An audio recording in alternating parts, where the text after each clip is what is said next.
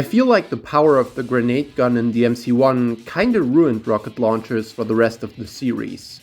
People joke about how the guns in DMC2 made Capcom scared of allowing them to ever be good again in later entries, and while there's probably some truth to that, nothing really even comes close to how dominant of a strategy grenade rolls are in 1. They one-shot the majority of basic enemies, build DT faster than anything else in the game, can be done from the opposite end of the arena, and keep you even safer on top of that, since most of the time is spent within your roll iframes. Some enemies, however, are too powerful to do this against. So instead you want a grenade gun stinger, grenade gun stinger.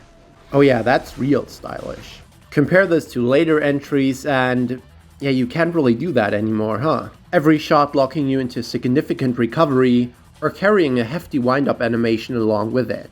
DMC 3 and 4 on top of that decided that the potential to just camp enemies out with shots from a distance was too cheesy, making the projectile explode like 3 meters before Dante's face instead. It obviously makes sense. Each DMC tends to mandate Dante be given his pistols, a shotgun, and 1 explosive firearm. So both for balancing and weapon identity, having the strongest one in exchange be slow and static is perfectly reasonable.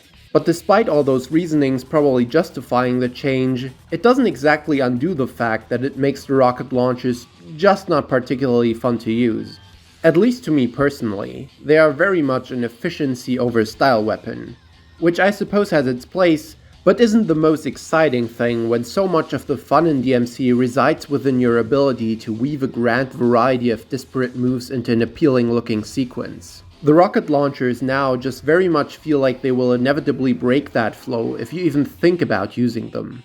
It's probably not a coincidence that the 2 moves I actually like on Pandora, Jealousy and Grief, don't involve an explosion whatsoever, and that the one Kalina move everyone uses in DMC5 is Blaster, because it's both incredibly fast and launches. The funny thing is that despite this heavy nerf post DMC1, it's not exactly like they stopped being cheesy. In 2 there's definitely parts where you can just stand back and shoot bosses to death from the other side of the arena. Yeah, okay, this is hilarious.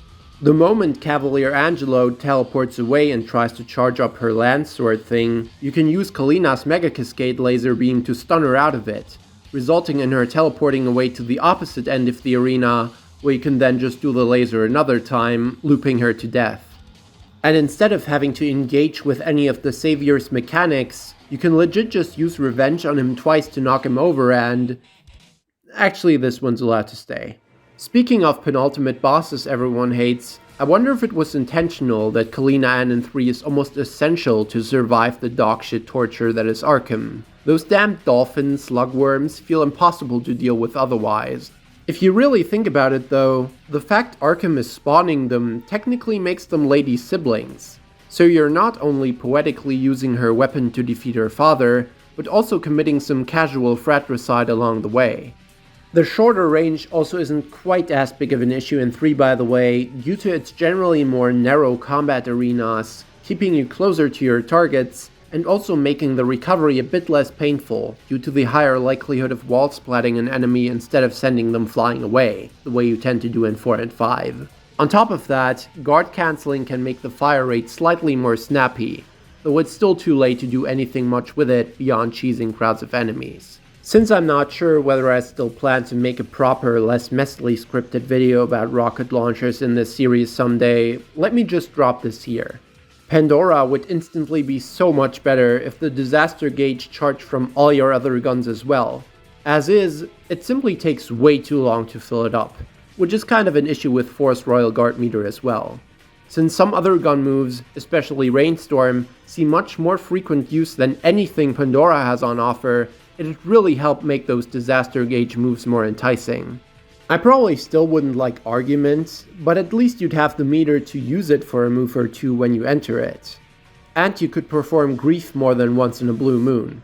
Ironically, Pandora is honestly a decent bit more fun on Trash, since that's a character where Capcom just straight up doesn't give a fuck about balancing. Both missile launcher variations still carry a decent amount of end lag, but at least they cause a result strong enough to warrant it, and allow for follow-ups, on top of actually now letting you use them in the air, which generally makes every move more fun. Aerial attacks inherently feel less static, and of course are always elevated by enemy step in this series, contributing new applications to them which grounded combat can't provide. I saw some people commenting on me calling her trash under my last video, by the way, and I really do want to explain my issues with that character eventually. But the way I'm planning to go about it basically requires me to make 3 specific videos in a sequence, and I don't know when the best time for that would be, especially since Netflix Season 2 is right around the corner. On the topic of Netflix, I could also say a thing or two about Kalina Ann and Lady's DMC4 SE incarnation, but honestly don't even get me started on that character right now. The reason I'm making whatever you want to call this video, by the way, is mostly because I want to issue an important correction. In the crazy world of DMC glitches, I had a chapter very creatively titled Kalina 1 and 2 Spam. It was great, you know? I show off a powerful glitch, explain some of the potential uses, and then make a joke that transitions perfectly into the Virgil instant kill. God, I'm such a good YouTuber. The issue is that I kind of got the explanation wrong. Because it's the only way I've ever seen it performed, I just always automatically assumed that in order for the Kalina weapon switch cancel to occur, you needed to go from one single Kalina to the other. They are functionally identical, so maybe the game is programmed weird, considers them the same weapon, and by switching to itself causes some jank to happen. But no, this does not actually matter. As long as you have high explosive disabled, shooting a single Kalina and switching off to another gun, whatever it is, will instantly cancel your animation all the same. Sure, you won't be able to perform the insane high DPS missile barrage this way, but it completely negates my primary criticism of this glitch, forcing you to base your entire gun loadout around it. This makes the combo application of it a lot more viable, like doing ground trick into a Kalina shot, weapon switch cancelling so you can teleport back up to the enemy along with the missile, and then catching the explosion with Ebony and Ivory. Here we get to a dilemma though. My muscle memory for 5 Dante is as ingrained as can be at this point, and an important part of that is my loadout. 4 swords, 4 guns. Messing with that by adding an additional Kalina seems like a terrible idea. So it might have to be an either-or decision between double Kalina Ann and the single one for the glitch. Now, as established earlier, I'm not the biggest fan of Kalina's big slow moves for the majority of my playstyle, but aside from the fact that quad S cancels can make some of them more viable, and multiple twins shoot so many rockets that you actually still have considerable time after your recovery to work with them, there's one other benefit to double Kalina that makes it hard to want to give it up. There's a super sick technique I learned on Twitter forever ago, though I unfortunately can't find the source anymore, where you juggle a demon while charging round trips, and then switch through the other targets while absolutely spamming Kalina JCs, using the juggled opponent as an enemy step platform. A missile launching platform, if you will. This looks awesome and feels insanely satisfying to do, especially when you have the science setting enabled that removes the enemy step cooldown. And it's certainly nice having a swift way to use a Kalina move other than Blaster for a change. However, doing it while staying in range of the juggled enemy without accidentally catching it in the explosion and knocking it away is also quite difficult, so it's not a technique I've mastered by a long shot. What would make this a whole lot harder though is using single Kalina. When you compare these two animations, you can clearly tell that single Kalina pushes Dante back a considerable distance upon shooting, whereas double Kalina has you remain mostly static. This may seem like a negligible nuance, but actually makes a significant difference to your spacing, and just makes jump cancelling it overall way more tricky, meaning this is something I'd struggle even harder to execute. So it's picking between either slick ground cancels or the potential for crazy air barrages. Unless. I don't really know who my viewer base consists of. The only thing YouTube tells me is that I have 200% female audience. Nice. But I'm basically clueless to whether it's more casual players or crazy DMC style beast gurus. So forgive me if it feels redundant, but did you know that Dante is actually able to switch off of double Kalina by holding down the left D-pad for a few seconds? He will stab Kalina and 2 in the ground and leave it there, while you get to use single Kalina's moveset, weapon switch, cancel, glitch, and all. This might genuinely be the best way for me to get the most out of it, not having to completely compromise on either, while also being able to keep the weapon loadout that's been burned into my brain for the past 7 years.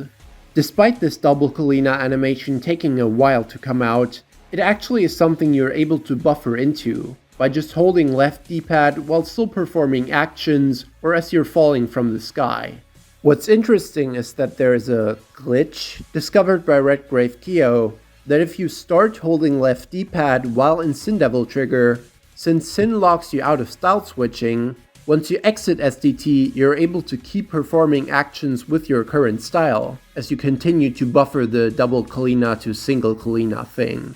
I don't know if this ability even has a name. As far as I'm aware, it was secret, and people only learned of it from some strategy guide. You can also make Dante's hair short by holding down L1, L2, R1, and R2 while you select him in a mission, by the way. In any case, here's a little combo of me trying to demonstrate that sin-buffered Kalina thing. Being able to ground trick into it like this makes it feel pretty slick, but the awkward claw grip finger gymnastics are definitely too much for me to whip out on the fly. One funny thing I tried once is check what happens to this put-down rocket launcher on moving platforms, and it actually reacts to gravity, falling down to the ground. What I attempted to do years ago was put it down on the Mission 13 routes and break them, with it indeed falling to the next floor. But I was too scared to do this on the final pile of routes, as Kalina would actually just fall outside of the world, and I honestly don't know what happens when you exit the mission without picking it back up. Finally trying this after years of worrying makes me feel kinda stupid. Of course you get to keep your gun, I don't know why I expected it to just take double Kalina away from me forever. This is pretty much all I wanted to say, but on the topic of things that took years to discover, check out this clip by Nero the Sky, the newly proclaimed Nello Angelo guy. Apparently you can parry the cutscene attack of Virgil smacking you after you beat the fight, so that's pretty cool. Apologies for always making these weird videos where I end up talking about a bunch of random shit at once. I promise there's gonna be some more focused essays soon. Also insert clever paragraph about Resident Evil games ending on you shooting the final boss with a rocket launcher, meanwhile DMC 1 just made it a thing you can use whenever, establishing the power difference. The new Demon Priest speedrun competition recently concluded, and while I don't plan to make a big video on it this time like last year, my entries are all in the playlist if anyone would somehow be curious. Lastly, thanks a bunch for the positive response to the glitch video. It was a multiple month effort and broke my controller, so I'm proud for that to have been the thing I hit 2,000 subscribers on. I'll try hurry and get some more stuff out before Netflix Season 2 releases and the grand Lady May swear wars continue.